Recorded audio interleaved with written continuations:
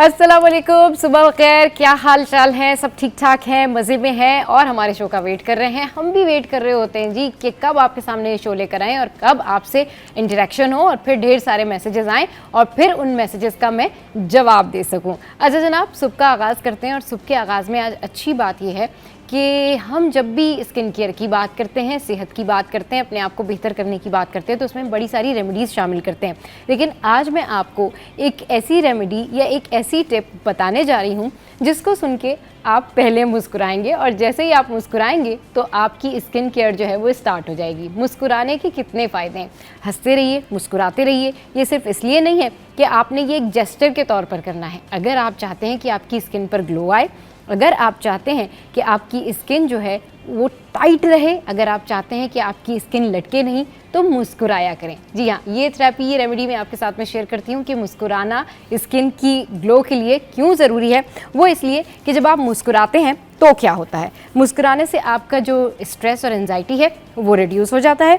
फिर इसके अलावा आपका जो मूड है वो ठीक हो जाता है और जब मूड ठीक तो फिर सारी चीज़ें ठीक। फिर आपके जो मस्कुलर पेन होते हैं वो भी किसी हद तक ठीक होते हैं क्योंकि ब्लड सर्कुलेशन जो है वो अच्छे से बेहतर हो जाता है। इसके अलावा मुस्कुराहट आपके इम्यून फंक्शन को बेहतर करती है, फिर आपके ब्लड प्रेशर को जो है वो लोअर रखती है, फिर ये आपकी जो सोशल बॉन्डिंग है उसको बढ़ाती है। लोग आपको समझते हैं कि आप बड़े लाइवली हैं, आप हंस रहे हैं, मुस्कुरा रहे हैं, तो आपकी सोशल बॉन्डिंग जो है वो बढ़ जाती है। इसके अलावा मुस्कुराने से आपकी जो स्लीप क्वालिटी है वो बेहतर होती है क्योंकि जब आप मुस्कुराते हैं तो आपका जो स्ट्रेस है और एंजाइटी है वो दूर हो जाती है। क्यों? इसलिए क्योंकि एंडोर्फिन्स जो है वो रिलीज़ करती है जिससे आपका जो मूड है वो अच्छा हो जाता है।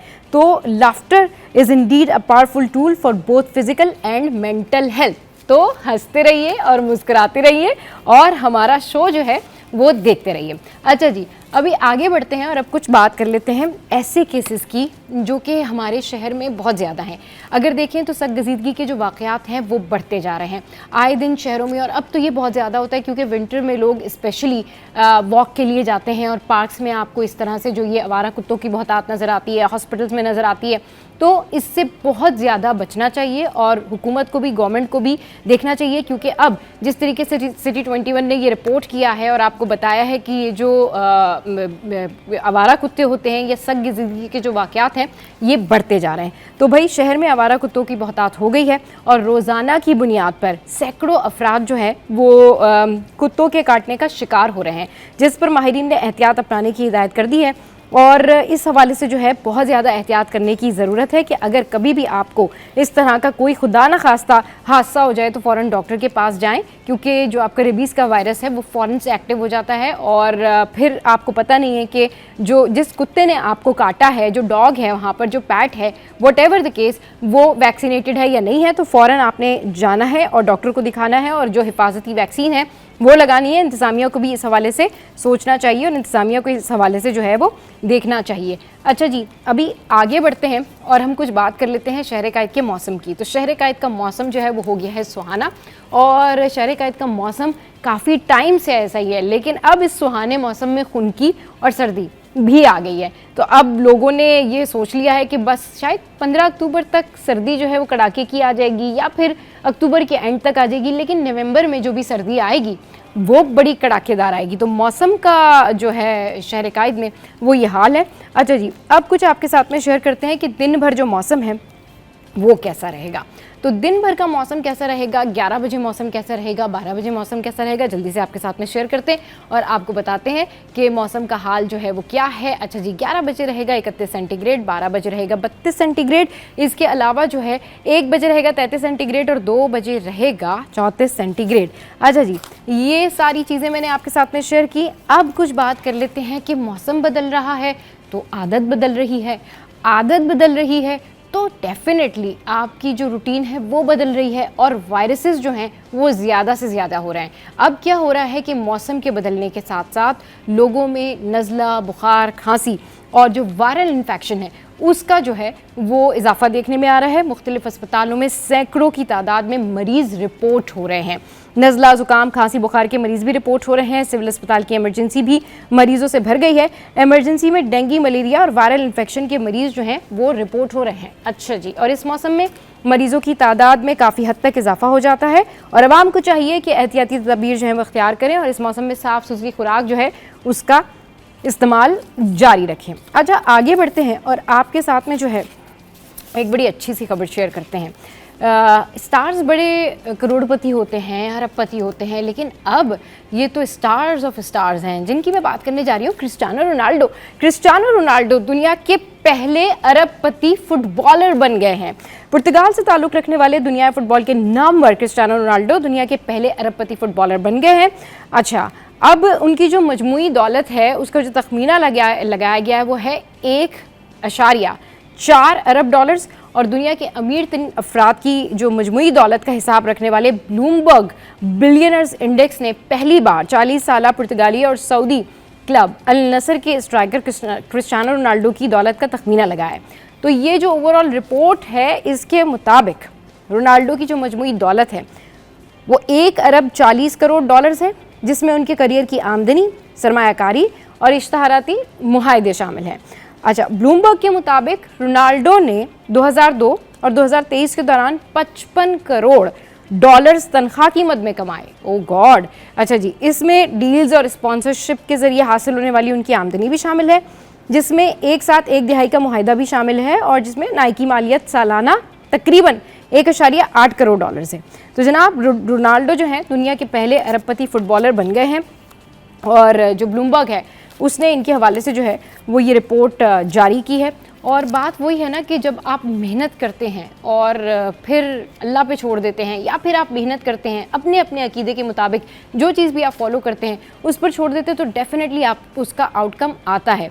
तो ऐसे ही मेहनत करते जाइए और रोनाल्डो की तरह आगे बढ़ते रहिए, क्योंकि लोग ये कहते हैं ना कि भाई वो तो रोनाल्डो है, तो आप भी तो आप हैं, आप भी मेहनत करें, नतीजा अल्लाह पे छोड़ दें, अल्लाह आपको इससे ज़्यादा देगा, क्योंकि अल्लाह जिसे चाहे बेतहाशा देता है। आगे बढ़ते और आपको बताते हैं कि आज क्या हेयरिंग्स हैं भाई सिंध हाई कोर्ट में, आज कौन कौन से जो मुकदमे हैं उनकी हेयरिंग्स है। तो ये जो हेयरिंग्स है जी मिसिंग पर्सनस के हवाले से है, फिर गैर कानूनी तामीरात के हवाले से है, इसके अलावा तजावुज़ात से मुतालिक हेयरिंग है, लापता अफराद की बाजियाबी से मुतालिक जो है दरख्वास्त पर समात होगी, फिर आइनी बेंच के रूबरू मुलाजमतों से मुतालिक दरख्वास्त पर समात होने जा रही है।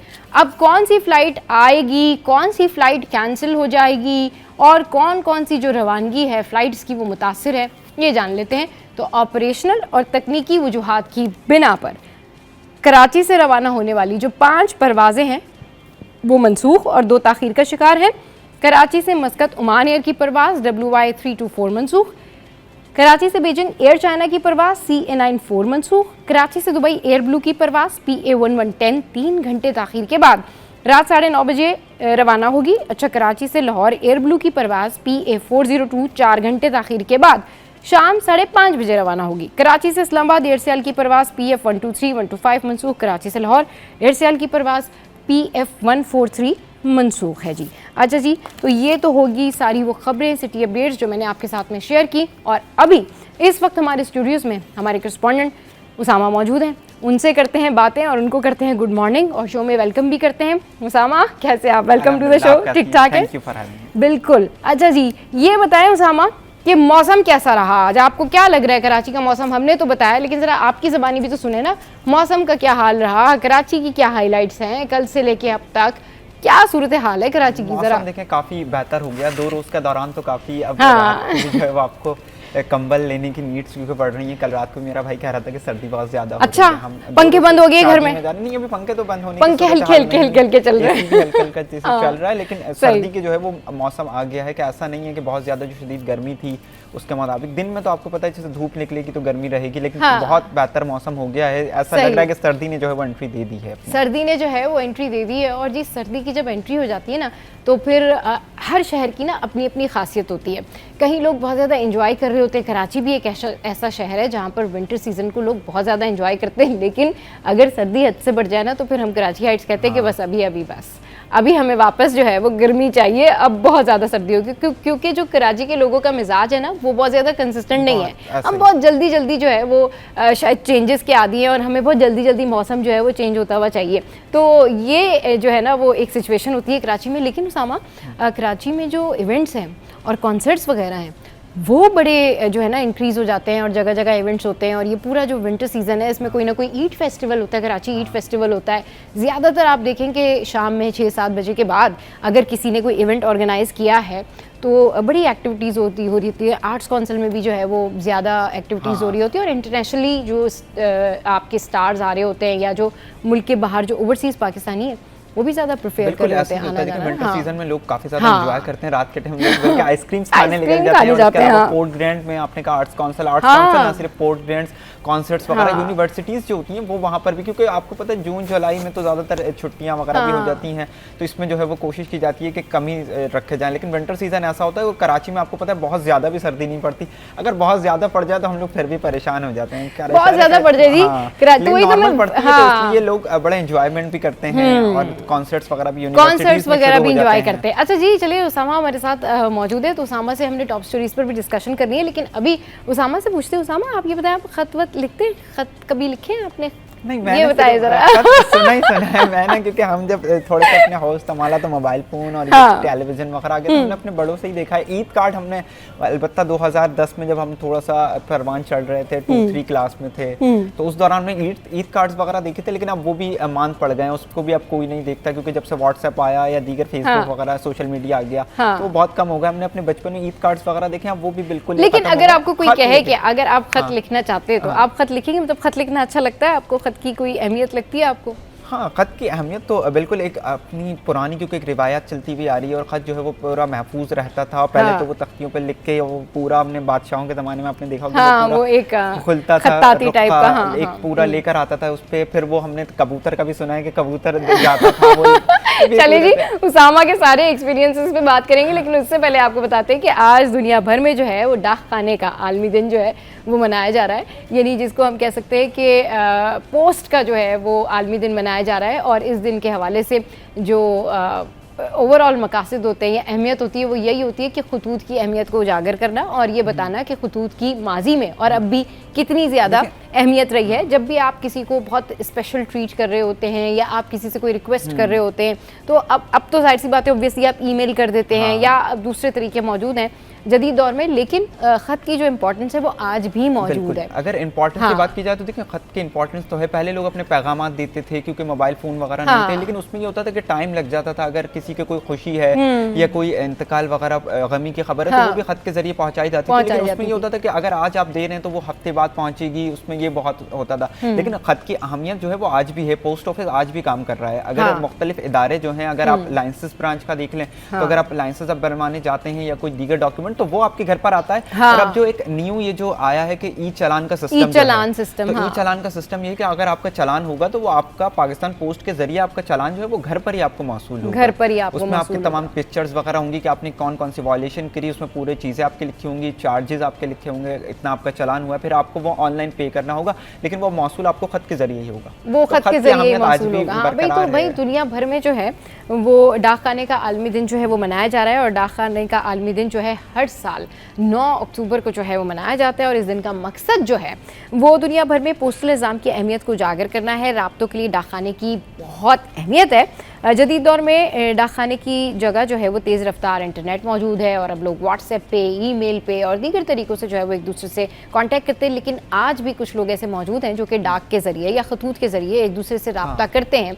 अच्छा जी, और बात यह है कि कितने लोगों को याद है या कितने लोग इसकी अहमियत को जानते हैं कि ख़त लिखने की क्या अहमियत होती है। और आप जब किसी को ख़त लिखते हैं तो इस मसरूफ़ ज़िंदगी में आप उसको उस अहमियत का एहसास दिला रहे होते हैं कि भाई somebody is special for you. और ख़त इज़ नॉट अबाउट कि भाई आप किसी समवन स्पेशल के लिए लिख रहे हो। ख़त इज़ लाइक आप अगर आपके फादर मुल्क से बाहर हैं तो आप उनको एक गुड विल जेस्चर के तौर पे ये स्पेशल फील कराने के लिए भी ख़त लिख सकते हैं। तो आपकी नज़र में अभी ये जो कल्चर है ये, क्योंकि ऑब्वियसली ख़त तो अभी भी आते जाते हैं लेकिन ये बहुत कम हो गया है, तो कैसे देखते हैं आपकी इसकी अहमियत होनी चाहिए, लोगों को थोड़ा बहुत इस तरफ आना चाहिए ताकि वो एक दूसरे को स्पेशली फील करा सकें?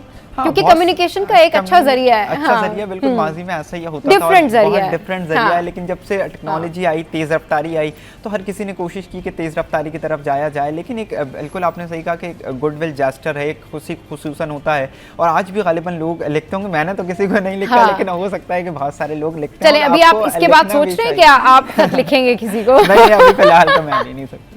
चलिए जी, उसामा ने तो नहीं लिखे, लेकिन अब उसामा आज के बाद जरूर सोचेंगे कि मुझे खत लिखना चाहिए। उसामा बहुत शुक्रिया, आप हमारे शो पर आए। चले जी, शो में जो है यहाँ वक्त हुआ एक ब्रेक का, और ब्रेक के बाद वापस आएंगे तो फिर करेंगे और मजीद टॉप स्टोरीज पर डिस्कशन।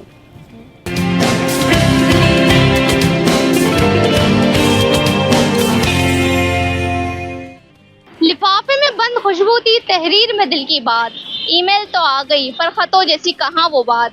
आइए आपको डाक के दौर यानी माजी में ले चलते हैं। राब्तों का वसीला, यादों का सफीर, डाक। कभी डाकिया खबर लाता था, आज नोटिफिकेशन, मगर जज्बात वही। पोस्टमैन अब्दुल मुइज बोले, इस वक्त भी जैसे भी हालात हो हम अपना काम जारी रखे हुए हैं। ऑनलाइन काम शुरू हो गया तो खत्म हो गए। अब ऑफिस की जो होती हैं लेटर वगैरह वो आते हैं, हम डिलीवर करते हैं ऑफिस के अंदर।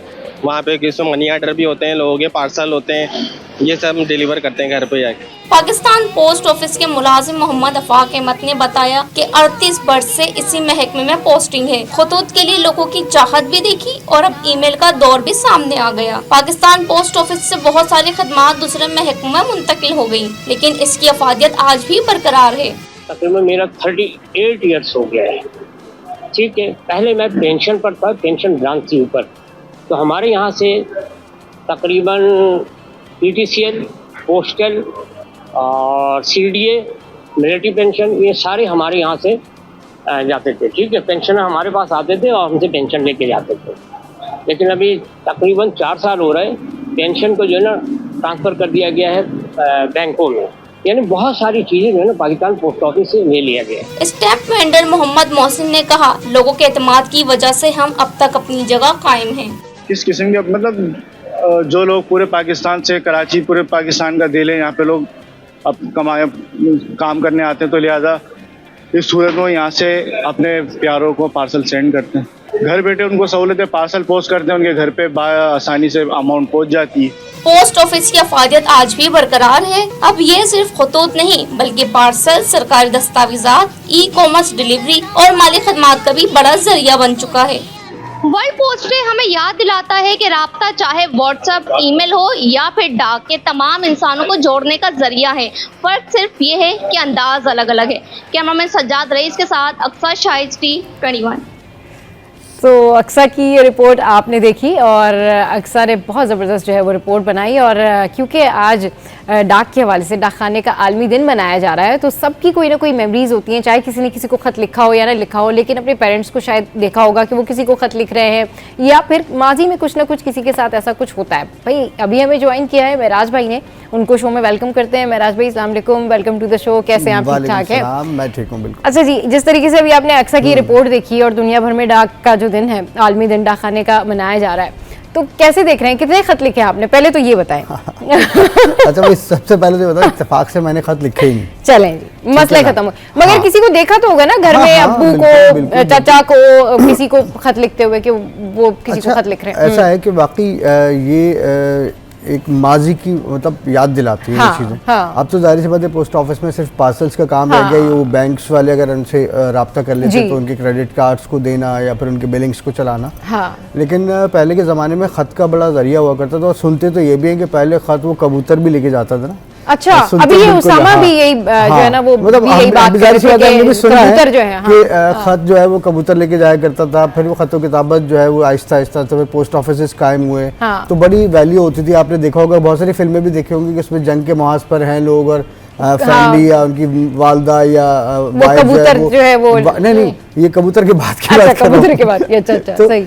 अक्सर हमने फिल्मों में देखा ना कि उनको खत मिलता है, जी अब आप आ जाएं, कब छुट्टियों पर आ रहे हैं, हम आपको याद कर रहे हैं। अच्छा। तो पहले खतो किताबत इसी तरह होती थी और लोग जो है मतलब एक मुझे अपना मैसेज करने के लिए आप समझ लें, मैं पोस्ट ऑफिस जाऊंगा, उसको पोस्ट करूंगा, उसके बाद वो 1 हफ्ते बाद या 2 हफ्ते बाद वो पहुंचेगा।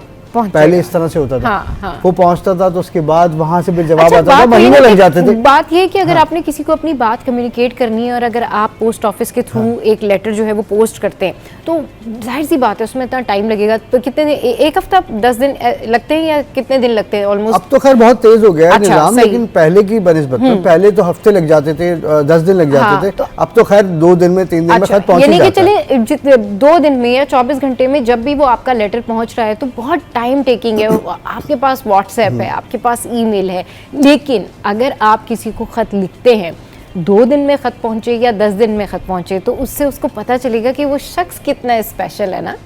बिल्कुल। अच्छा, अहमियत का अंदाजा होता है। देखें आज हम जदीद टेक्नोलॉजी का दौर है, जाहिर सी बात है व्हाट्सएप भी इस्तेमाल कर रहे हैं, इंस्टाग्राम इस्तेमाल कर रहे हैं, फेसबुक इस्तेमाल कर रहे हैं, मैसेंजर है, 1 मिनट में सेकंडों में सब कुछ हो जाता है। ठीक है। अच्छा, पहले जब एक तड़प इंतज़ार वाला मामला कि भाई अगर आपका कोई फैमिली मेम्बर बाहर है, ठीक है, अब आप उससे टेलीफोन की सहूलियत भी कम होती थी पहले बहुत, तो ये खत जाता था, उसमें तफसील से लिखा जाता था कि भाई बच्चे ऐसे हैं और सिस्टर की शादी तय हो गई है और तुमने अब मतलब पूरा एक मैटर बना के उसको लोग लिखते थे। और स्टिल अभी भी अगर आप देखें कि जो रेयर है या हम कहते हैं कि बहुत ज़्यादा अगर आप माजी में जाएं तो लोग इसको बड़ा अच्छा समझते थे कि किसी ने किसको बड़ा अच्छे तरीके से ख़त लिखा है। चलिए जी, ये तो आज आलमी दिन जो कि मनाया जा रहा है और पोस्ट ऑफिस की अहमियत अपनी जगह पर बरकरार है, लेकिन आगे बढ़ते हैं और अब एक और ख़बर आपके साथ में शेयर करते हैं कि कराची में जिस तरह से बड़ी बड़ी खबरें सामने आती हैं,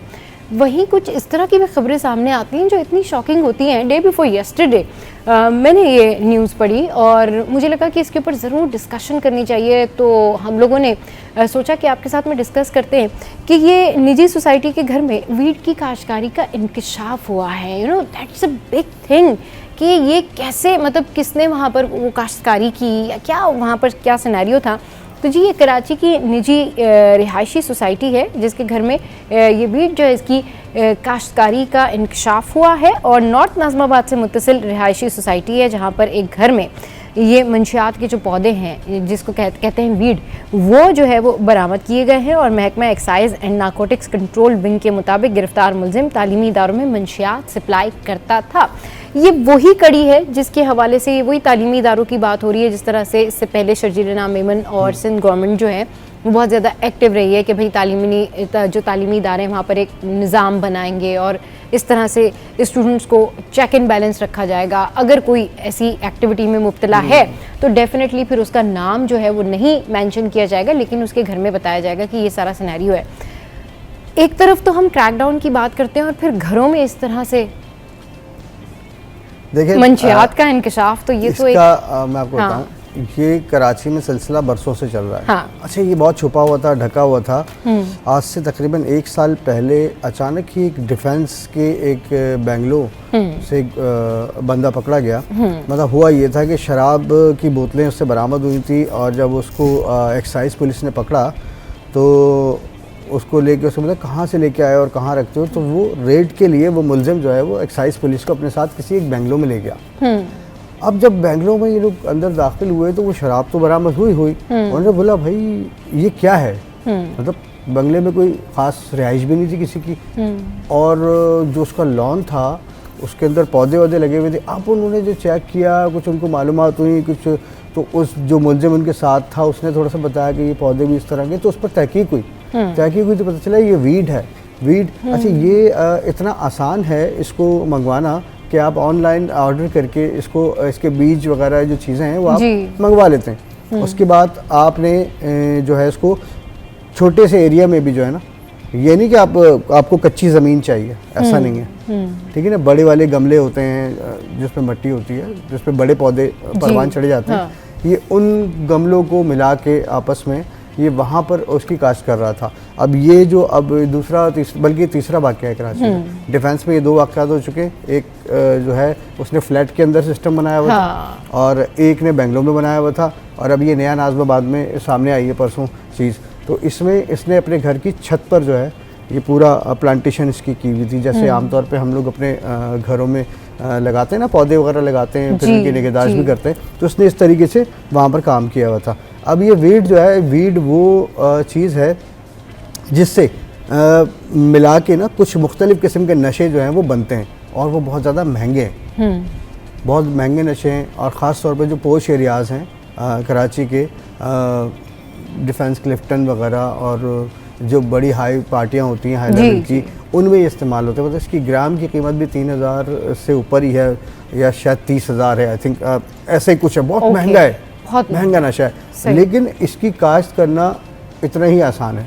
सही। तो इसमें जो मुलजिम गिरफ्तार हो वो कोई जाहिल नहीं है, पढ़ा लिखा है लड़का है, वो तालीम याफ्ता लड़का है, उसने इस चीज़ को पढ़ने के बाद सब नेट पे से उसको मिल गया, उसने वहाँ से चीज़ें मंगा के उनको काश्त किया, पौधे बड़े हुए, अब उसको जो उसने जिस तरह भी प्रोसेस करना था उसने किया। लेकिन अफसोसनाक सूरत हाल यह है कि अब लोग जो हैं, पहले मनशियात खरीदने के लिए लोग कब्रिस्तान के अतराफ में या इस तरह के मनशियात के अड्डों का रुख करते थे।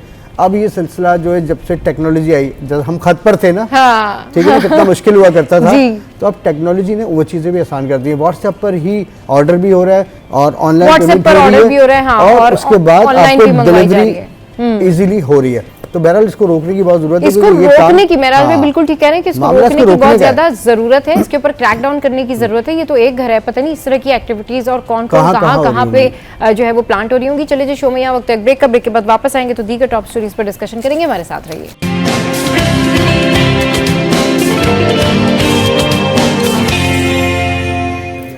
Welcome back. थोड़ी अमन अमान की बात कर लेते हैं, और रोज़ाना कोई ना कोई वाक़या अभी कल भी कराची में बहुत सारे चोरी डकैती के वाक़यात हुए, जिनमें से एक इंसिडेंट जो है मैं आपके साथ में शेयर करती हूँ। ये जी अमेरिका से वतन वापस आई फैमिली को घर पहुँचते ही डाकुओं ने लूट लिया। अच्छा, कार सवार फैमिली से घर की दहलीज पर डकैती की वारदात की जो CCTV फुटेज है वो मंजर आम पर आ गई। मुतासरा शहरी एयरपोर्ट से बफर जोन ब्लॉक 15 में वाक़ जो घर है वहाँ पर पहुँचा था। मुलजिमान ने सफ़ेद रंग की होंडा सिविक कार में ताक़ुब किया। मतलब माशाल्लाह से इतना ज़्यादा इन लोगों को निडर हैं ये कि ताक़ुब भी आप देखिए कितनी रिलैक्सिंग मूड में सफ़ेद होंडा सिटी में बैठ के आराम से ताक़ुब करते हैं कि कौन कहाँ जा रहा है, किसको कब लूटना है। और फिर मुलजिम जो है ये बैग छीन कर फरार हो गया, और खातून के बैग में गैर मुल्की करेंसी मौजूद थी। वाक़े का मुकदमा दर्ज कर लिया गया है, और CCTV फुटेज की मदद से जो है वो मुलजिमान की तलाश जारी है। और ये देख भी सकते हैं आप हमारी स्क्रीन पर ये मनाजिर कि ये खातून जो हैं ये आई हैं, मतलब ये एयरपोर्ट से आई हैं, और ये बफर जोन का एरिया है ब्लॉक 15, जहाँ पर ये अपना सामान जो है वो गाड़ी से उतार रही हैं। और ये देखें ये कितने रिलैक्स होके ये यहाँ पर आया ये चोर, और उसके बाद जो है इसने बैग छीना बहुत तरीके से रिलैक्स होके, मतलब इसको पता है कि इस टाइम पर कुछ नहीं कोई कर सकता है इसका, और इसने यहाँ पर ये छीना झपटी शुरू की। और इसने बाकायदा, मेराज भाई देखिए आप, बाकायदा वो अंदर गाड़ी भी वो चेक करने की प्रॉपर उसने कोशिश की, और ये बैग उसने लिया और ये रफू चक्कर हो गया। सो ये सूरत हाल है कराची की, और जिसके ऊपर जब रिपोर्ट शेयर होती है कि आदाद-ओ-शुमार के हवाले से कि जी कितने क्राइम कम हो गए, कितने क्राइम जो है वो बढ़ गए, तो मेरे ख्याल में कमी तो नहीं आती, वो उनकी रिपोर्ट में कमी आती है, लेकिन एक्चुअल में सूरत हाल ये देखें आप, खुलेआम ऐसे गली में आके लूट मार। IG सिंध की जानिब से कल एक रिपोर्ट 10 माह के दौरान कारकर्दगी की पेश की, जिसमें उन्होंने बताया कि ये कार्रवाई की, इसमें उन्होंने बताया कि जो क्राइम है ना, इस क्राइम में 39% यानी 39% कमी हुई है। 39% कमी हुई है। अच्छा, तो मैं शायद इससे पहले भी ये बात कहता रहा हूँ कि आदाद-ओ-शुमार में उलझाने का जो सिलसिला है जी, वो सिर्फ दीगर सरकारी इदारों की तरह वो नहीं है, पुलिस में भी यही है कि भाई आप उनसे जैसे सवाल करेंगे वो आपको आदाद-ओ-शुमार का ऐसा एक जाल बिछा देंगे जिसमें आप कहेंगे नहीं यार वाकई कमी तो हुई है। बात यह कि बफर जोन का इलाका है, फुटेज मेरी भी नज़र से गुजरी, खबर मेरी नज़र से भी गुजरी थी, और ये फैमिली अमेरिका से आई, एयरपोर्ट पर अपने पाक वतन में शुक्र अदा किया होगा उन्होंने आके कि हम अपने वतन अज़ीज़ में एंटर हो गए। कराची शहर के रहने वाले बेचारे पहुँचे सामान वामान लाद के गाड़ी में, तो वाकई आप कहने कि वाइट कलर की उनके पास भी कार थी मुलजिमान की, इसमें 3 मुलजिमान थे, एक जो कि ड्राइव कर रहा था, एक सपोर्टिंग में खड़ा हुआ था, शलवार कमीज़ में था, और एक मुलजिम जो कि ब्लैक कलर के कपड़े पहना हुआ। ठीक है। ये गली में एंटर हुआ, ये मुसल्ला था, इसने आके उस फैमिली को यरगमाल बनाया, उनसे सामान वामान लिया, उसके बाद वापस उस गाड़ी में बैठ के ये लोग फरार हो गए। अच्छा, उसमें जो एक बात वाज़े तौर पर देखी नहीं गई है, उसमें पुलिस लाइट लगी हुई थी। ओके, ठीक है ना, वो जो मुलजमान के पास गाड़ी थी उसको में पुलिस लाइट लगी हुई थी। तो वो कैसे और लगी? अगर आप उस मुलजिम को आते हुए देखते हैं सीसीटीवी फुटेज में, जो कि गली के अंदर आ रहा है वारदात के लिए, तो उसने ब्लैक कलर का पैंट शर्ट, टी शर्ट और पैंट पहना हुआ है, जो लुक ऐसा आ रहा है जैसे पुलिस कमांडो टाइप का नहीं होता। ठीक है, तो वो थोड़ा सा कंफ्यूज भी हो गए होंगे ना कि उसने अपना बहरूप ऐसा बनाया कि वो पुलिस वाला है, पुलिस वाला। ठीक है। आगे गाड़ी में उन्होंने पुलिस की वो आजकल एक नई लाइट चल रही है, जो इलेक्ट्रॉनिक लाइट, अच्छा, हाँ लाइट है, वो उन्होंने लगाई हुई थी। तो मतलब उन्होंने अपना लुक बिल्कुल इस तरह दिया हुआ था कि अगर कोई उनको रोकता भी तो पहले थोड़ी देर के लिए पुलिस वाले भी कहे यार ये तो पुलिस वाले ही लग रहे हैं, तो उनको रोकने की जरूरत नहीं है। अपनी उन्होंने पूरी तैयारी की हुई थी। लेकिन कराची शहर में आज भी दिन दहाड़े इस तरह की लूटमार की वारदातें अभी भी आम हैं, और इससे किस तरह से ये मतलब आप कैसे नज़र हटा सकते हैं?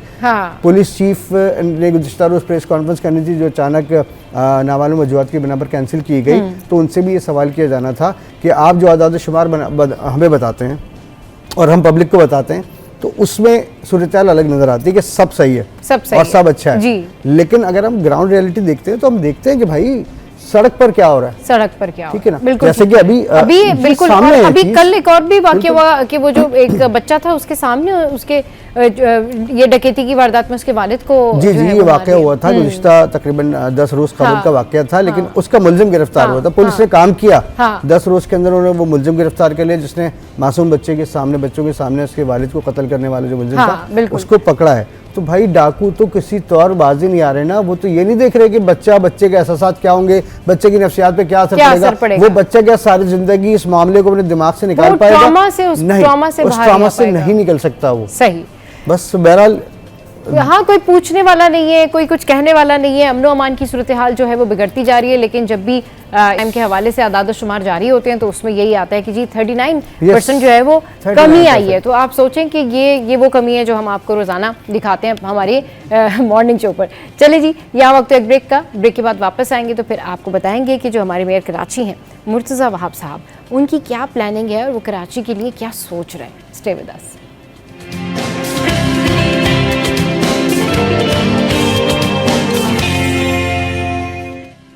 Welcome back. तो भाई कराची में बहुत सारी ऐसी जगहें हैं जिनकी डेवलपमेंट होनी चाहिए, तो इसी हवाले से बस मेयर कराची मुर्तज़ा वहाब साहब जो है मुतारिक हो गए और फिर उन्होंने कहा है कि कराची के जो तफरीही मुकामात हैं उनकी रौनक अब बहाल होने जा रही हैं। और क्या क्या होने जा रहा है, उन्होंने कहा है जी किडनी हिल पार्क में परिंदों की अफजाइश के लिए खुसूसी पार्क बनाने का फैसला किया है। इसके अलावा बल्दिया उज़्मा कराची की तारीखी मार्केटों को भी बहाल करने का उन्होंने फैसला किया है और इस हवाले से उन्होंने यहाँ मार्केट का दौरा भी किया। और मेयर कराची बैरिस्टर मुर्तज़ा वहाब का एम्प्रेस मार्केट का दौरा, जिसमें उन्होंने ये कहा कि भाई इसको डेवलप किया जाएगा। और मेयर कराची ने एम्प्रेस मार्केट के ज़ेरे तामीर हिस्से पर काम का जायजा भी लिया।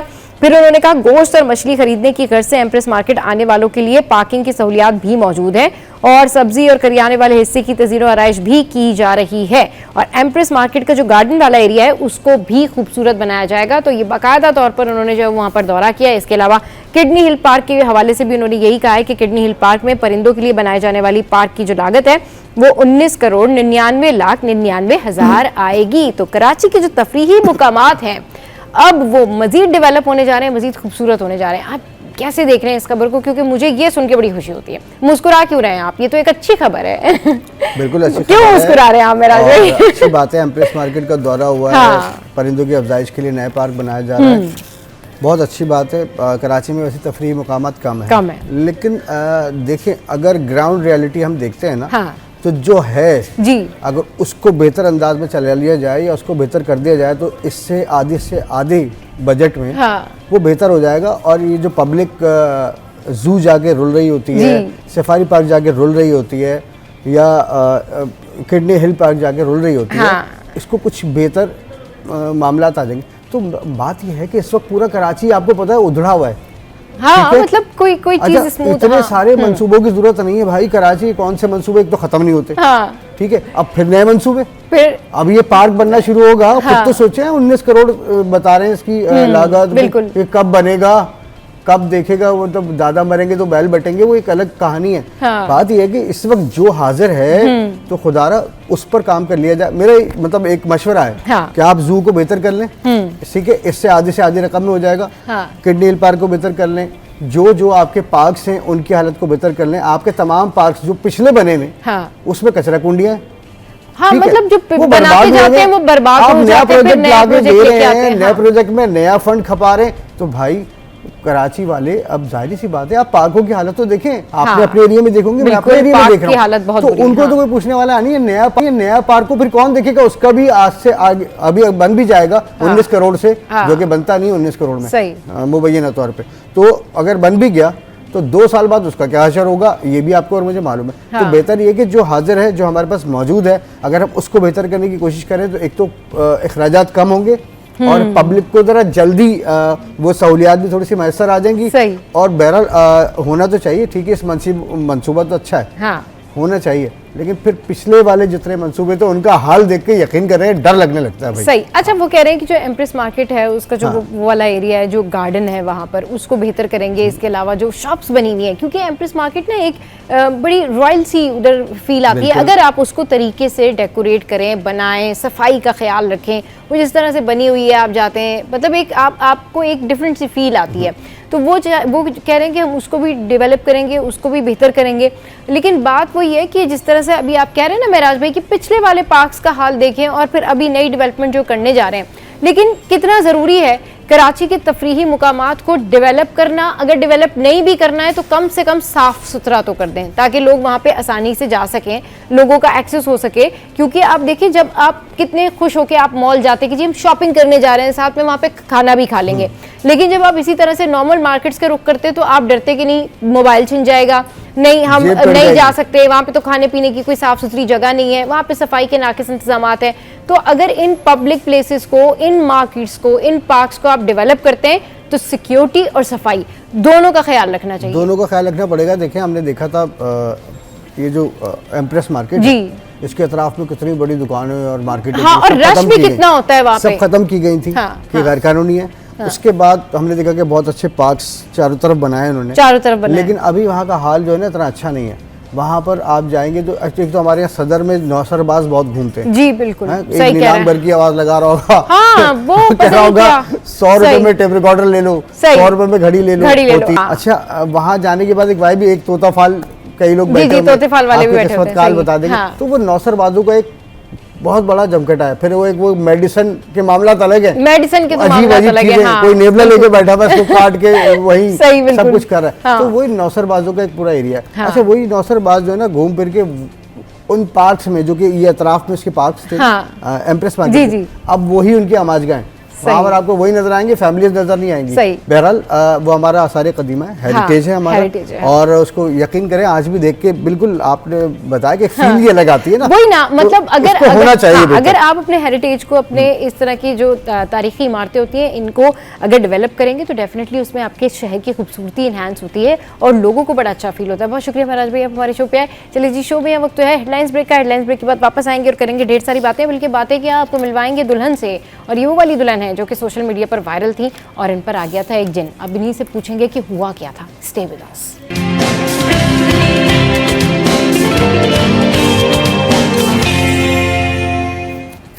Welcome back. तो जनाब, अब कुछ आपके साथ में शेयर करते हैं ऐसी रेमेडीज़ जो कि आपकी मुश्किल का हल भी हैं। और आपने देखा होगा कि जब भी आप किसी पार्टी में जा रहे हैं, या फिर आप दिन में कहीं जा रहे हैं, या फिर आप मार्केट जा रहे हैं, या किसी के घर मिलने जा रहे हैं, तो वहाँ पर कभी कभी ऐसा फील होता है कि कुछ स्मेल आ रही है, और ये स्मेल कभी कभी शूज़ से आ रही होती है, जॉगर्स हैं या फिर ऐसे शूज़ जो कि बहुत टाइम तक आप पहने रखते हैं, उसमें जो है वो स्मेल आना शुरू हो जाती है। बेशक आपने पाँव अपने कितने भी जो है वो वॉश किए हुए हों, आपने कितना भी ज़्यादा जो है वो सारी चीज़ें एक्यूरेट किए हों, अपने सॉक्स भी आपने धो लिए हों, लेकिन शूज़ की जो स्मेल है वो ख़त्म नहीं होती। तो शूज़ की स्मेल जो है वो कैसे ख़त्म हो सकती है, ये मैं आपके साथ में शेयर करती हूँ। और जनाब, आपने क्या करना है कि अगर आपके जूतों से आती है बदबू, तो फिर आपको फिक्र करने की कोई ज़रूरत नहीं है, क्योंकि हमारी शुमाइला का ये टोटका आपके काम आने वाला है।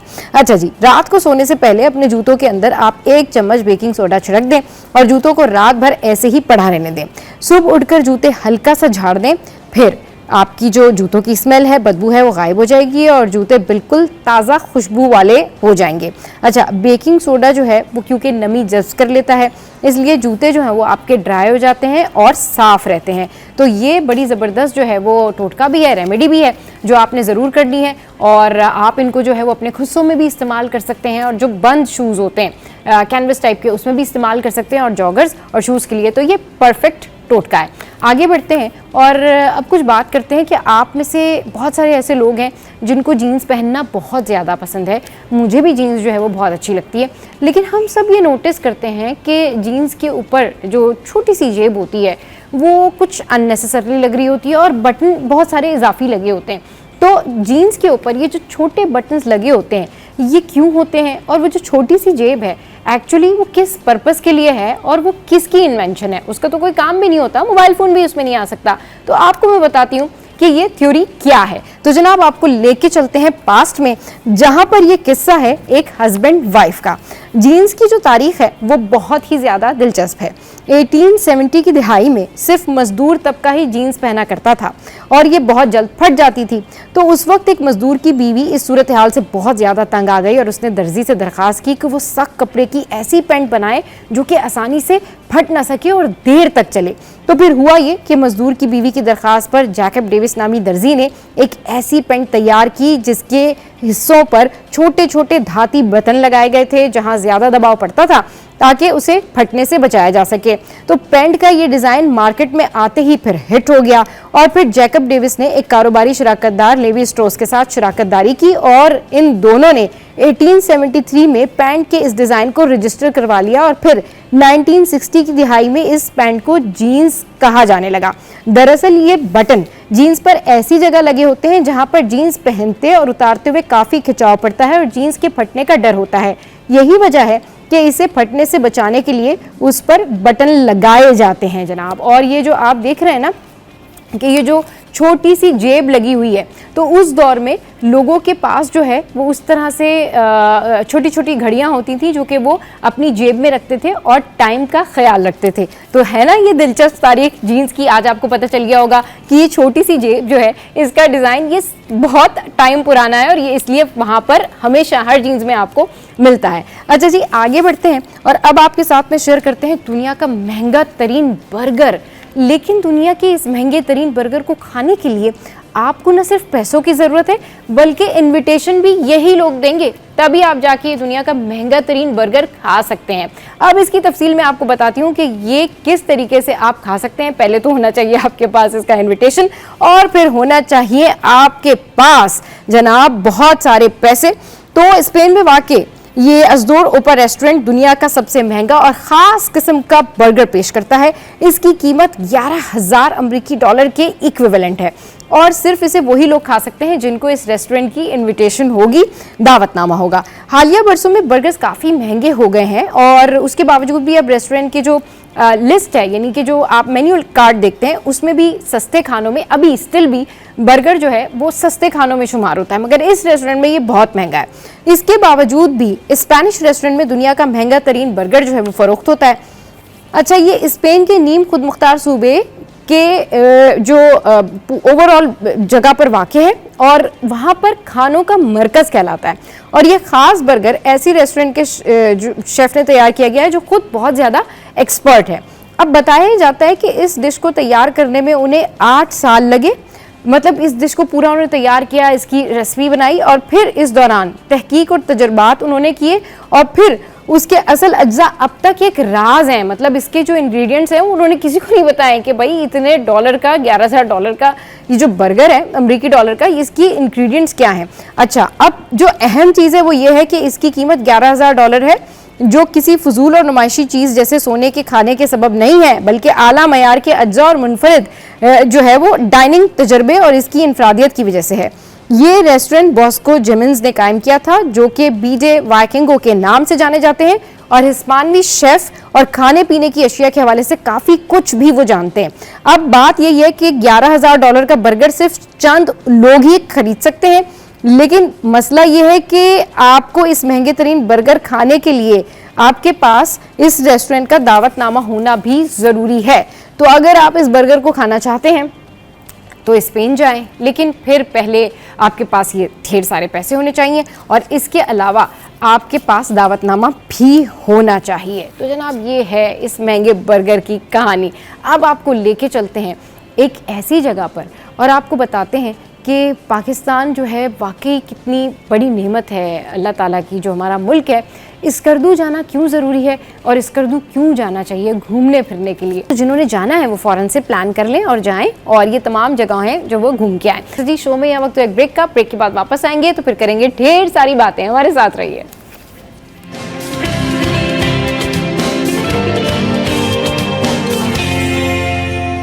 लाल लिपस्टिक लेकर आ।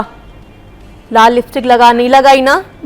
तुम्हें क्यों लाल लिपस्टिक का इतना शौक शीशा है? दे मुझे, शीशा। अरे तुम्हें हाँ लगा, मुझे भरोसा नहीं है बिल्कुल भी। अरे लाल लिपस्टिक दे। तुम लाल लिपस्टिक ले ही लो, लाल लिपस्टिक ले ही लो। लाल है ना? हाँ लाल है। लाल है, ठीक है, लाल लिपस्टिक लगाऊंगी। देख, लग रही हूँ अच्छी। लाओ वापस दो, ये ले, वापस दो। बस कर दो, तुमने दुनिया को पागल कर दिया लाल लिपस्टिक के पीछे। हमारे साथ इस वक्त फातिमा मौजूद है और हमारे साथ इस वक्त सबा दानिश मौजूद है और आपने देखा होगा कि ये वो लाल लिपस्टिक वाली वायरल गर्ल है इस वक्त जो कि हमारे स्टूडियोज में मौजूद है और इनकी ये जो एक वीडियो थी इतनी ज़्यादा वायरल हुई कि इन्होंने भी आपको करके भी दिखाया कि हुआ क्या था और यही था कि भाई लोग ये सोचते थे कि जिन आ गया। तो इनको पहले तो शो में वेलकम करते हैं। Welcome to the show Fatima and Saba, कैसे आप लोग? ठीक ठाक है? अच्छा जी, सबसे पहले तो ये बताएं वाकई में जिन आया था, क्या था, जरा बताएं। लोग जरा कंफ्यूज हुए हैं, ये जिन आ जाता है आपके ऊपर फातिमा? नहीं नहीं भैया, हम लोगों ने कंटेंट क्रिएट किया था। अच्छा। हाँ, तो बस वो कंटेंट हमने क्रिएट किया, हमें अचानक से आइडिया आया। हाँ। इनका कोई पहले प्रीवियस हो चुका है ना, तो हमने बोला इसको हम लोग दोबारा करेंगे। तो बस वो करा हमने और वो इतना वायरल हो गया, इतना वायरल हो गया, इतना वायरल। भाई जरा थोड़ा सा दिखाएं, जो फातिमा वाली वीडियो है ना वो जरा दिखाएं। उसमें फातिमा ने जो है वो क्या कुछ किया है और किस तरीके से उन्होंने जो है ये पूरा कंटेंट बनाया और उसके बाद ये कंटेंट जो वायरल हुआ। तो जनाब आपने देखा ये वीडियो जिसने सबको चौंका दिया कि भाई पॉलर में बैठी हुई इस दुल्हन के साथ, ब्राइड के साथ हुआ क्या, और ये तो यहाँ पर आई हुई है और पॉलर वाली जो है वो काफी परेशान लग रही है। भाई हुआ क्या था, ये वाकया क्या था? लोग तो यही समझ रहे थे जिन आ गया, फिर उसके पैरेलल लोग यही कह रहे थे कि पता नहीं कोई इन्होंने कोई स्टंट किया है, कोई पब्लिसिटी स्टंट है या कंटेंट मेकिंग है। व्हाट वाज दैट सबा?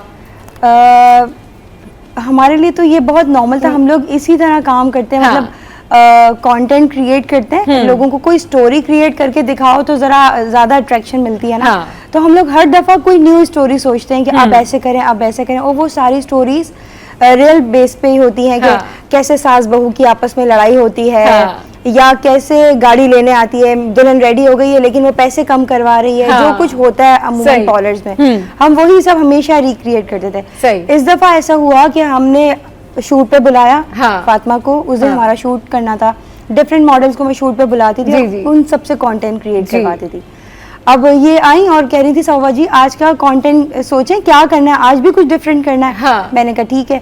तो अब इतने में मेरी क्लाइंट आ गई और मैं अपनी क्लाइंट से बात कर रही थी। तो वो जो मेरी क्लाइंट है वो बता रही थी कि सबा हमारी ब्राइड के साथ ऐसे ऐसे हो गया। तो मैं उन्हें अपना बता रही थी कि वाकई मेरे साथ ना यही वाला जो रेड लिपस्टिक वाला जो सीन है वो इससे बहुत ज्यादा हुआ था मेरे साथ। वो सारा तो अगर हम दिखाया था तो पता नहीं और क्या होना था।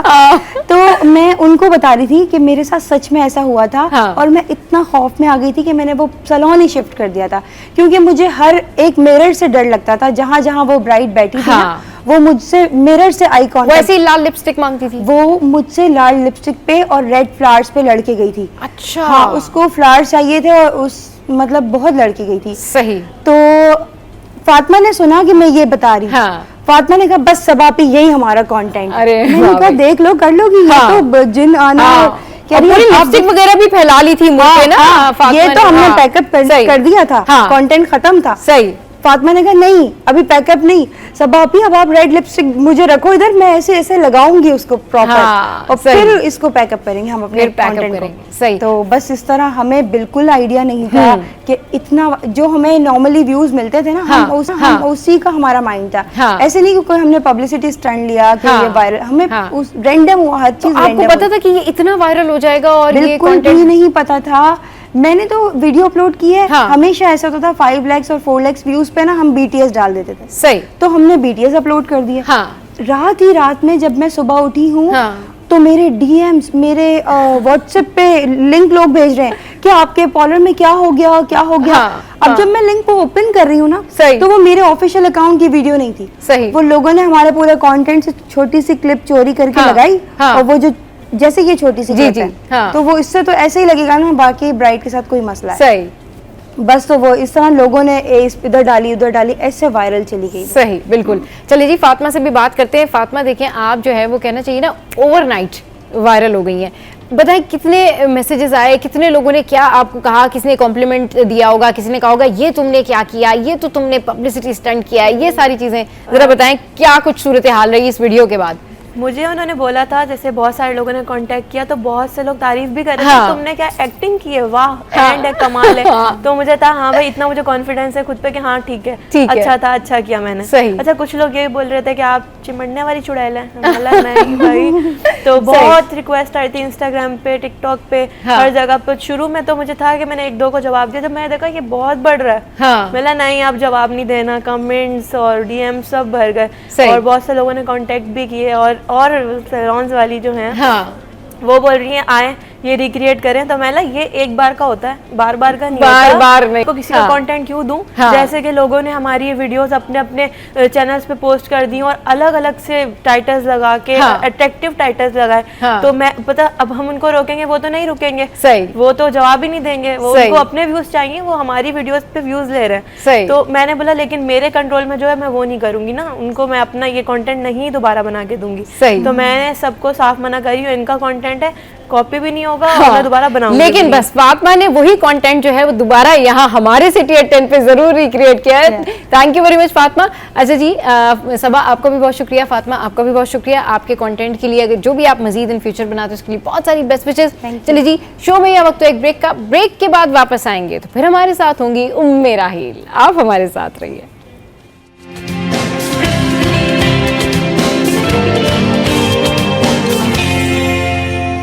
Welcome back. तो भाई बात करते हैं बालों के हवाले से। लोग बालों से बड़े परेशान होते हैं कि बाल गिर रहे हैं, बाल पतले हो रहे हैं, और जो स्कैल्प है ना उसके ऊपर बहुत सारी जगह ऐसी होती है जो कि नज़र आ रही होती है, और वो आपके बाल पतले होने की वजह से होता है, वो बाल आपके उतने हेल्दी नहीं होते इस वजह से होता है, और लोग विग का भी सहारा लेते हैं। लेकिन प्रॉब्लम ये है कि जब आपके स्कैल्प के ऊपर बाल ही नहीं होंगे या बहुत आपका जो बाल पतला होगा, उतना मजबूत बाल नहीं होगा, तो फिर आप विग जो है या फिर आप जो एक्सटेंशन है वो भी कहाँ लगाएंगे। तो इन सारे मसाइल का हल और इन सारी बातों के जवाब के लिए इस वक्त हमारे साथ है उम्मे राहील। अस्सलाम वालेकुम, वेलकम टू द शो। कैसी हैं आप? अल्हम्दुलिल्लाह, आप कैसे हो? मैं बिल्कुल ठीक ठाक। अच्छा जनाब, जब उम्मे राहील मौजूद हो ना तो मुझे ऐसा लगता है बस सारी बातें जो है ना वो आज ही पूछ लेनी है, बालों के सारे मसले जो है वो आज ही पूछ लेते हैं। आज उम्मे राहील जो है वो ट्रीटमेंट करने जा रही हैं एक्सोसोम, और इनसे पूछते हैं एक्सोसोम ट्रीटमेंट के बारे में कि ये कितना इफेक्टिव है। अच्छा देखो सबा, ट्रीटमेंट्स हमने कई दफ़ा बात की है कि हेयर PRP चल रहा है, PRF चल रहा है, डिफरेंट ट्रीटमेंट्स आ रहे हैं। एक्सोसोम का बड़ा इस वक्त शोहरत है, और कि मल्टी मिलियंस जो है इसके सेल्स जो है स्ट्रॉन्ग होते हैं बनिस्बत उसके PRP के। सही। एक्चुअली PRP आपके ब्लड से लिया जाता है, प्लाज्मा लिया जाता है। एक्सोसोम जो है इसके अंदर डिफरेंट चीज़ें, इसके अंदर आपके अंदर ग्रोथ फैक्टर्स हैं। सही। आपका इसके अंदर पेप्टाइड्स हैं। सही। इसमें डिफरेंट प्रोटीन्स हैं, कोलेजन है, हाइलुरोनिक एसिड है, और वो तमाम चीज़ें मौजूद हैं जो कि आपकी ग्रोथ के लिए बहुत इंपॉर्टेंट है। और इसके अंदर जेनेटिक एक मटेरियल भी होता है जो कि आपके मैसेंजर का काम करता है हेयर फॉलिकल का। ये सबसे इंपॉर्टेंट चीज़ है जो कि इसके अंदर मौजूद होती है कि वो आपके हेयर फॉलिकल जो कि डोरमेंट कहना चाहिए सो रहा है, उसको मैसेज पहुंचाता है और उसको एक्टिव करता है, जिसकी वजह से वो दोबारा उठ के आपका रीग्रोथ एनर्जिन फेज में आ जाता है और आपके बालों की ग्रोथ शुरू हो जाती है। तभी इसके लिए कहा जाता है कि वो चीज़ें अगर उसको सही तरह से इस्तेमाल कर लिया जाए तो बाल अल्हम्दुलिल्लाह आ ही जाते हैं इंशाल्लाह। सही। अच्छा, इसके कितने सेशन होते हैं मेरे? डिपेंड करता है कंडीशन के ऊपर। अच्छा नॉर्मली एक्सोसोम के सेशंस बहुत ज़्यादा नहीं होते फेस बॉडी के अलावा अगर बात करें, लेकिन अगर बालों की बात करें तो कंडीशन होती है। मेल का अलग रिक्वायरमेंट होती है, फीमेल की एज फैक्टर बहुत अहम होता है, कंडीशन क्या है, हेल्थ क्या है, इन सब चीज़ों को देख के सेशंस को डिज़ाइन किया जाता है। But 2 to 3 sessions good enough है, मतलब 1 से 2 सेशंस के अंदर रिजल्ट आ जाता है। सही। लेकिन हम उसके साथ साथ डिफरेंट चीज़ें बता रहे होते हैं। देखिए सिर्फ यही नहीं कि हमने एक एक्सोसोम उठाया लगा दिया, उसमें ऑलरेडी बहुत सारी चीज़ें हैं। सही। लेकिन उसके बावजूद हमें देखना पड़ता है जो हमारा पेशेंट है, क्लाइंट है, उसके पास उसकी कंडीशन क्या है जी। उसमें हमें अगर ज़रूरत है तो हम DHT ब्लॉकर भी ऐड कर रहे होते हैं जो कि हेयर फॉल करता है। उसके अलावा हम डिफरेंट बूस्टर्स ऐड कर रहे होते हैं जो कि ग्रोथ को बढ़ा रहे होते हैं कंडीशन को देखते हुए, कि अगर बालों की शक्ल बहुत ख़राब है या बाल बहुत रफ हुए हुए हैं, बाल बहुत ब्रेकेज उसके अंदर हो रहा है, तो सिर्फ एक्सोसोम ही नहीं, हम उसको कॉम्बिनेशन में लगाते हैं और साथ में हम हेयर केयर की जो है रूटीन, आपका होम केयर भी बताते हैं। देखिए आपने ट्रीटमेंट करवाया और अगर आप उसको जाके केयर नहीं करेंगे सब बेकार हो जाएगा। तो हम 3 to 4 मंथ्स का टाइम लेते हैं और उसके बाद गारंटी देते हैं कि 3 to 4 मंथ्स में आप ये कर लेते हैं। जैसे बिल्कुल ज़िशान भाई जो है इस वक्त ये कर भी रहे हैं एक्सोसोम ना, बताइएगा। अच्छा ठीक। अच्छा पहले मैं बता दूं कि नमी लगाई जाती है, ठीक है। 2 तरीके होते हैं, एक्सोसोम डिफरेंट तरह से किया जाते हैं, PRP के साथ भी करते हैं, माइक्रो नीडलिंग के साथ भी करते हैं। जैसे मैंने कहा कि हम different boosters and DHT blocker वगैरह ऐड कर रहे होते हैं। और उसको सबसे बेहतर होता है कि आप इंजेक्ट ही कीजिए। देखिए इंजेक्ट करने में ये होता है कि आपका बहुत डीप लेयर में चला जाता है, जहाँ पे हम मैसेज आपका पहुंचाना है सेल तक मैसेज।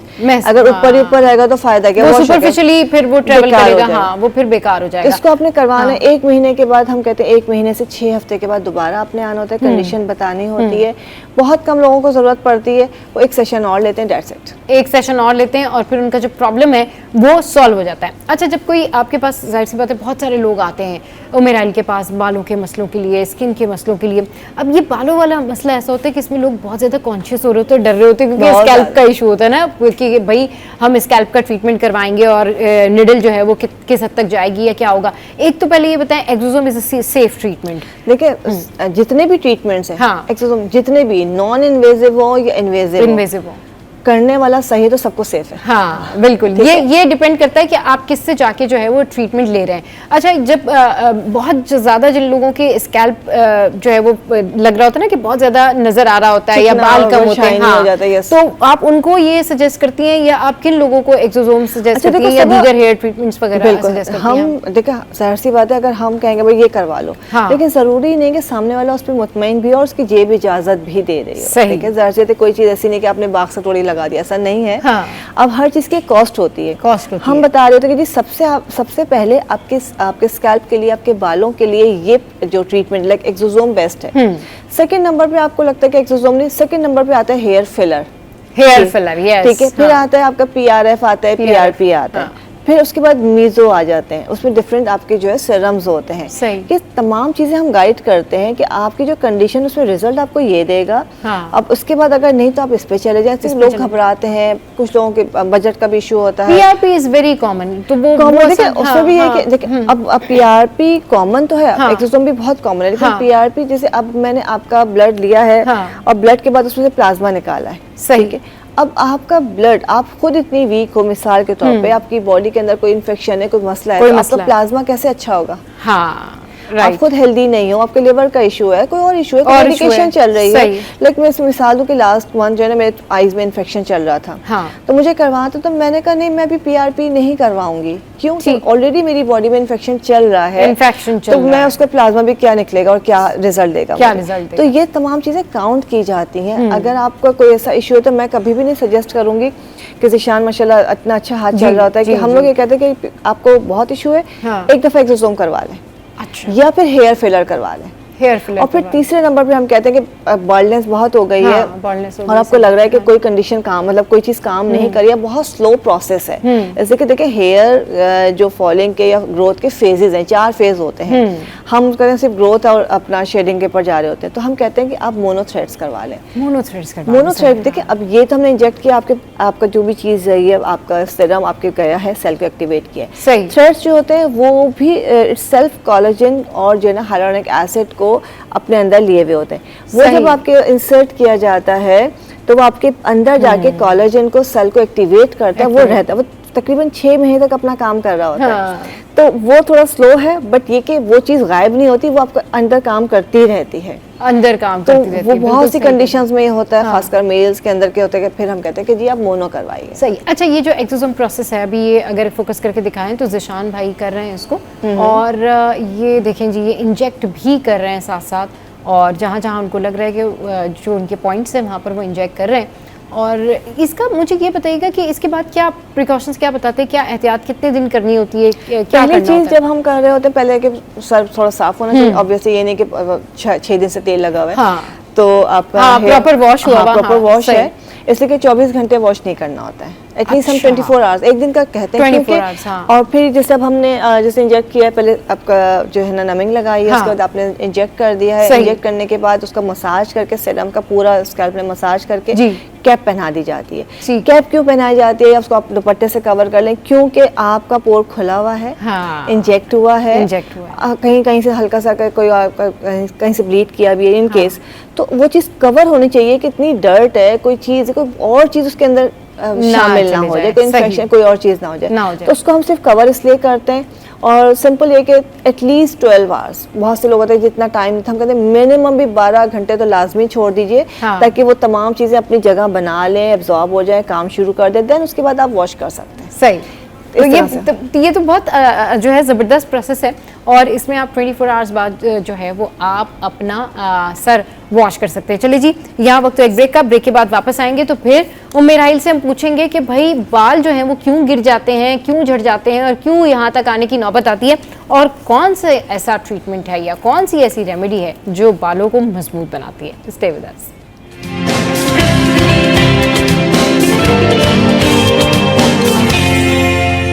Welcome back. तो बाल मजबूत कैसे हो सकते हैं, कौन सा शैम्पू लगाना चाहिए जिससे बालों में जो है वो शाइन आए और बाल घने से और चमकदार हो जाए। जी उम्मेराइल, पहले जरा सा ये शैम्पू के बारे में बताएं लोगों को। देखिए शैम्पू का ये कि ज़्यादातर जब हम बहुत सारे ट्रीटमेंट्स करते हैं तो उसके लिए शैम्पू इस्तेमाल करते हैं, लेकिन हम हेयर ट्रीटमेंट मतलब अपने कलर वगैरह की बात करें, बट जब हम क्लिनिकल ट्रीटमेंट्स के ऊपर जाते हैं तो हम सल्फेट फ्री शैम्पू कह रहे होते हैं, वो शैम्पू जो बहुत माइल्ड हो, वो बालों को कोई बहुत सॉफ्ट या वो नहीं, उसमें केमिकल नहीं होता, उसके लिए आपको अलग से कंडीशनर या लेवॉन सीरम यूज करना पड़ता है। जैसे हम जैसे ट्रीटमेंट करते हैं, हम कहते हैं एमकॉलिक आप हेयर ग्रोथ जो है ना शैम्पू इस्तेमाल कर सकते हैं, या कोई और सल्फेट फ्री इस्तेमाल कर सकते हैं। बट एक चीज मैं जरूर बताऊंगी, जिसे दिखा रहे हैं, ये प्रो कैपिल टॉनिक है। प्रो कैपिल टॉनिक की खास बात यह है कि ये बिल्कुल लेटेस्ट रिसर्च है कि पहले जो जैसे मिनॉक्सिडिल लगाते हैं उसकी परसेंटेज होती है, जैसे आप छोड़ते हैं आपका बाल दोबारा गिरना शुरू हो जाता है, वो वक्ती आपकी बालों को स्ट्रेंथ मतलब रोकता है।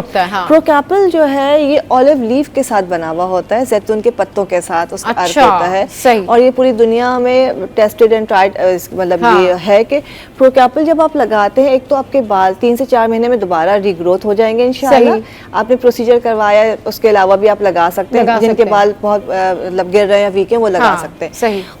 और ये आप जब छोड़ेंगे तो आपके बालों को दोबारा गिराएगा नहीं, मतलब उस जो है ना आपको ऑक्सीजन जो शेडिंग फेज है उसमें लेके नहीं जाएगा। सही। तो हम अपने पेशेंट्स को जो लाजमी कहते हैं, उसके अलावा भी ऑनलाइन भी मिल रहा होता है कि जी आप ये ज़रूर इस्तेमाल करें जिनको लगता है हेयर थिनिंग हो रही है, या जैसे मेरी तरह बहुत तजर्बे करते हैं बालों के साथ, आज ये कलर है, आज कुछ कर लिया, आज कुछ कर लिया, बालों में कुछ ना कुछ मतलब एक्सपेरिमेंट करते रहते हैं, चेंजेस करते रहते हैं। जैसे आप लोग हैं कि आपका ब्लो ड्राई बहुत रेगुलर है, आपका रोजाना, उनके लिए ना ये बहुत इफेक्टिव है। अच्छा। आप सिर्फ जस्ट आपने रोजाना एक स्प्रे करना है, अगर वॉश करें प्लेन वाटर से वॉश करेंगे, शैम्पू हफ्ते में 2 दफा बहुत होता है। बहुत सारे डॉक्टर्स, बहुत सारे सर्जन्स कहते हैं कि जी रोजाना करना चाहिए, माइल्ड शैम्पू रोजाना वॉश करना चाहिए। आई गेस मैंने जो सुना है, देखिए वो कंडीशन दूसरी होती है कि सीबम का है या कोई और आपको सजेस्ट किया, आप रोजाना वॉश करेंगे प्लेन वाटर से, ठीक है। सही। ये बहुत हल्का सा, आपने जैसे आधा चमचा शैम्पू लिया है तो उसमें आधा कप पानी मिलाया, इस तरह माइल्ड करके लगाएंगे, इतना माइल्ड करके लगाएंगे। अगर आप रोजाना शैम्पू करेंगे आपका बाल उतनी ही जल्दी गायब होगा। सही, बिल्कुल ठीक कह रही है कि मतलब जो लोग रोजाना शैम्पू करते हैं वो भी बड़ा जो है वो नुकसानदेह होता है। लेकिन उमेराइल, बहुत सारे आपने देखे होंगे कि डॉक्टर्स हैं या फिर बहुत सारे जो रेमेडीज बता रहे, तो वो ये कहते हैं नहीं आपने रोजाना जो है वो हेयर वॉश करना है। बिल्कुल। मैं एक बात यहाँ पे कहती हूँ सबा कि हर इंसान का अपना एक एक्सपीरियंस होता है, सही, उसकी प्रैक्टिस होती है। जी। लेकिन आप जब थोड़ा सा खुद भी प्रैक्टिस करेंगे तो अंदाजा होगा कि रोजाना बाल करने के मुकाबले में आप हफ्ते में सिर्फ 2 बार शैम्पू करना शुरू कर दें, आपके बालों की हेल्थ अच्छी हो जाएगी। सही, बिल्कुल। हाँ, लेकिन यहाँ पे 2 बार शैम्पू करना है। लेकिन ये नहीं कि आपने आज इतवार को तेल लगाया है, अब आप बुध को शैम्पू कर रहे हैं। तेल जब आप अपने ऑयलिंग जब करनी है तो आपने लाजमी शैम्पू करना है, तभी हम ऑयलिंग भी कहते हैं 2 दिन कर लें। हाँ, अगर आप 3 दिन करें तो 3 दिन आपको शैम्पू करना पड़ेगा, 3 दिन शैम्पू करना पड़ेगा। अच्छा उमेराइल, एक चीज़ और कि यूजुअली लोगों के बाल जो होते हैं वो बहुत ज़्यादा रूखे होते हैं, और झड़ भी रहे होते हैं, गिर भी रहे होते हैं। अब अगर कोई ट्रीटमेंट नहीं ले रहा है, मतलब एक कॉमन पर्सन है, एक नॉर्मल इंसान है, वो कौन सा शैम्पू यूज़ करे और उसी तरीके से हफ्ते में 2 दफ़ा वो बाल वॉश करे, तो उसके लिए क्या है? उनके लिए होता है कि जी अगर बाल बहुत ख़राब है तो उनके लिए बेहतर ये होता है कि थोड़ा सा शैम्पू से, मतलब पहले कोई भी अपना होममेड मास्क या कंडीशनर बना के, जैसे पपाया है, दही है, अंडा है, जो भी चीज़ सूट करती है वो लगा लें। और वॉश करने के बाद, इसलिए कि देखिए कंडीशनर या हेयर मास्क मिल जाते हैं, वो ज़रूर लगाएं हफ्ते में 1 बार, ताकि बाल स्मूथ हो जाए। और बहुत ज़्यादा बाल ख़राब हो रहे तो सिर्फ आपने अपना जो हथेलियाँ हल्की सी चिकनी की है किसी भी ऑयल से, या ग्लिसरीन और ऑलिव ऑयल मिला के और उसको एंड्स में लगा लिया, तो बालों को मैनेजेबल कर देगा, स्मूथ कर देगा। तो ये जो है ना उनके लिए जो बहुत रफ फ्रिजी हेयर्स है, इसलिए कि देखिए बाल फ्रिज क्यों होता है, उसको ऑयलिंग आप प्रॉपर नहीं कर रहे हैं, उसको ग़िज़ा नहीं मिल रही। आप उन बालों में जब भी ऑयल लगाएं उसको नीम गर्म करके तेल को लगाना चाहिए और हॉट टॉवल रैप करना चाहिए या प्लास्टिक शीट रैप करनी चाहिए, ताकि बालों के अंदर तेल आपको प्रॉपर जड़ों में जज्ब हो जाए और आपके बालों को, देखिए जड़ से बाल को ग़िज़ा मिलेगी। आप एंड्स में लगा रहे हैं, शाफ्ट में कोई चीज़ नहीं, वो वॉश ऑफ हो जाएगा। लेकिन जो चीज़ आपकी जड़ में जा रही है, रूट्स में जा रही है, वही बालों को ग़िज़ा वहाँ से मिल रही है। पानी के लिए आप पौधे को वॉश तो कर सकते हैं, लेकिन उसके लिए ग्रोथ के लिए या उसकी नरिशमेंट के लिए आपको उसकी जड़ों में पानी डालना है या दवा डालनी है। चलिए जी, ये रमशा जो है इनका हुआ है एक्सोसोम प्रोसेस, और ये जरा थोड़ा उमेराइल बताइएगा कि ये अब कंप्लीट हो गया। ये तो कंप्लीट हो गया। जैसे एक्सोसोम किया, एक सिंपल एक्सोसोम आता है, एक मैं आपको दिखाना चाहूंगी, जैसे हमारे पास हम 4-in-1 एक्सोसोम यूज करते हैं।